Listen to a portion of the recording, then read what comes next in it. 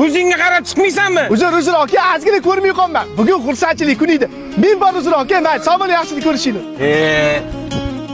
Hadi, qattasiz? Ha bolam, tishdingmi? Assalomu alaykum. Va alaykum assalom. Otam, yaxshi dam oldingizmi? Rahmat bolam. Bugun mashinani olganimga 20 oy bo'lgan ekan. Oxirgi to'lovni olib bordim. Notarius orqali nomimga mashina o'tkazib berdi. O'shanga bedana koplarni olib, bir shvedskiy stolga banket qilib o'tiramiz. Akam sizman deb xursandchilik keldim. Assalomu alaykum akajon. Yaxshi dam oldingizmi? Rahmat. Chiqib odamlar bilan o'tirib turing, men hozir chiqaman. Xo'p, tinchlik ekanmi-da?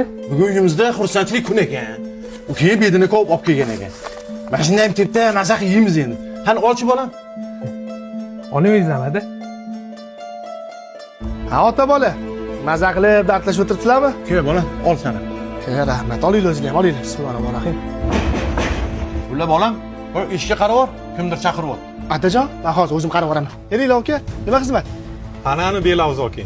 Tinchlikmi? Nimaga unaqa deyapsiz? Akangni chaqirsang keyin bilasan. Hozir chaqiraman.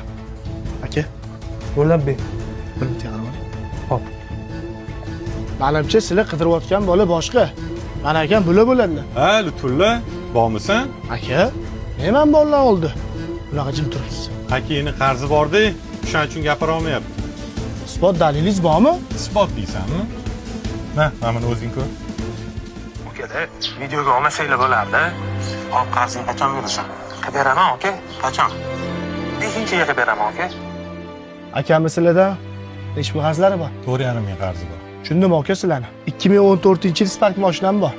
Menimcha $4,5 ming ketib qoladi. Nomiga o'tkazib beraman. Akam